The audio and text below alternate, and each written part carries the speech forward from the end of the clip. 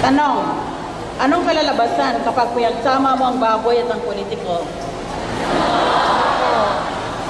Sagot, imposible yon. Kahit ang baboy, may mga bagay na hindi kaya ang tiisin.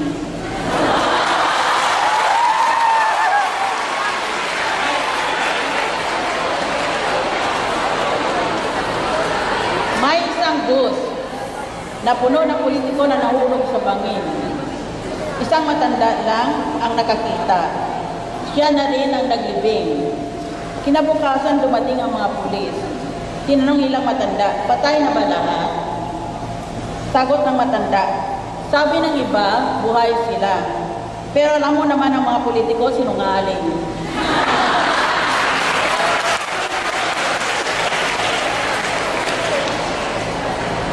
Nag-usap ang 3 bilanggo sa kulungan. Sabi ng 2 bilanggo sa pinakamatanda, balita namin malapit ka nang makalabas. Titino ka na ka ba o babalik ka sa Senado pagkalaya mo? Sabi nila kapag may cancer ka, mamamatay ka na.